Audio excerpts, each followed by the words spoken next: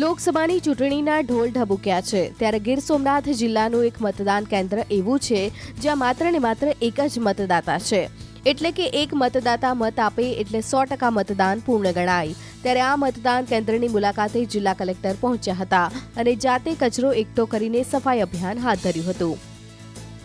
एक मत के लिए यहाँ सब व्यवस्था करते हैं आयोग विभाग और कलेक्टर साहब यहाँ सब व्यवस्था करते हैं। मैं चुनाव करता हूँ, एक वोट के लिए इतनी अहमियत रखे और इतनी सब व्यवस्था करते हैं वो, तो आप सभी भाइयों बहनों से मेरा निवेदन है कि आप सभी जाके अपना मत अधिकार का उपयोग करें। मत अधिकार का उपयोग करने से देश मजबूत होगा और लोकशाही को मजबूत होगी और सभी अपना मतदान जरूर करें। ગીરના ઘટાટોપ જંગલ વચ્ચે આવેલા બાણેજ આશ્રમ પહોંચીને મતદાનની સમગ્ર વ્યવસ્થાઓ જિલ્લા કલેક્ટર દિગ્વિજયસિંહ જાડેજાએ નિહાળી હતી। અહીં એકમાત્ર મતદાર માટે પોલિંગ સ્ટાફ જંગલમાં 25 કિલોમીટરની દુર્ગમ મુસાફરી કરી પહોંચે છે। મતદારોની દ્રષ્ટિએ ભારત એ વિશ્વની સૌથી મોટી લોકશાહી છે। સાથોસાથ વિશાળ અને વૈવિધ્યતાને કારણે પણ દેશનો એક પણ નાગરિક મતદાનથી વંચિત ન રહી જાય તે જરૂરી છે।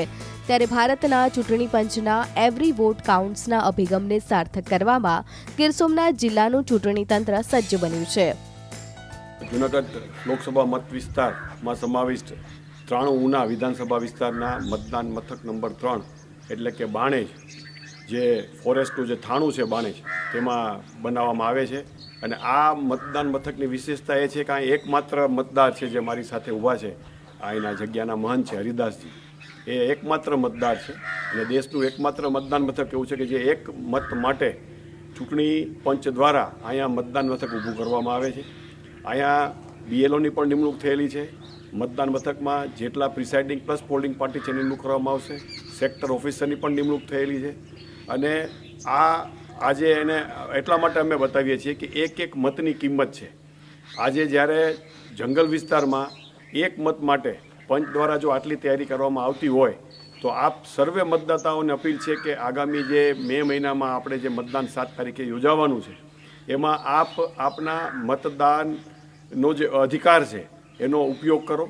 આપ આપના ઘરેથી નીકળો અને નજીકનું જે મતદાન મથક હોય જે આપને ફાળવેલું હોય ત્યાં જઈ અને આપની જે મતદારની જે સ્લીપ આપવામાં આવશે એ અને સાથેનું જે માન્ય જે ફોટાવાળું કાર્ડ છે એ ભૂલ્યા વગર સાથે લઈ મતદાન મથકે જઈ અને આપના મતદાનનો ઉપયોગ કરો અને મતાધિકારનો ઉપયોગ કરો એવી અપીલ।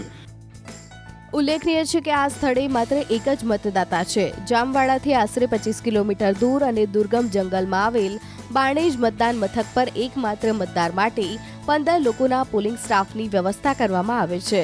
જિલ્લા કલેક્ટરની આ મુલાકાત વેળાએ બાણેજ આશ્રમમાં પ્લાસ્ટિક બોટલ કચરો જોતા કલેક્ટરે જાતે જ બધો કચરો ઉઠાવી જંગલમાં સફાઈ અભિયાન શરૂ કર્યું હતું, જેમાં ચૂંટણી તંત્ર સાથે સંકળાયેલા અધિકારીઓ કર્મચારીઓ પણ જોડાયા હતા।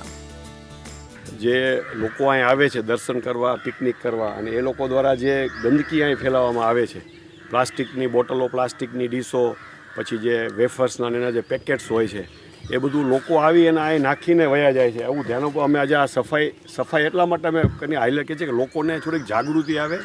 આ જંગલ વિસ્તાર છે, સેન્ચ્યુરી છે, ફોરેસ્ટ તમને દર્શન કરવા માટે છૂટ આપે છે, એનો આપણે મિસયુઝ ના કરવો જોઈએ। અને ભલે તમે આવો પિકનિક કરો પણ પોતાનો કચરો છે પોતે સાથે જો નાખીને ડસ્ટબિને રાખ્યા છે અને બોર્ડે મેળે છે એ પ્રમાણે કરવાની એક તંત્રની, આ જગ્યાના મહંતશ્રીની અને અમારા તમામની એક અપીલ છે કે આવી પવિત્ર જગ્યાઓ જે છે આ સેન્ચ્યુરી વિસ્તારમાં આપ જ્યારે જાઓ ત્યારે પોતાનો કચરો છે પોતાની સાથે જ લઈ જાઓ એવી એક નમ્ર અપીલ કરવામાં આવે છે।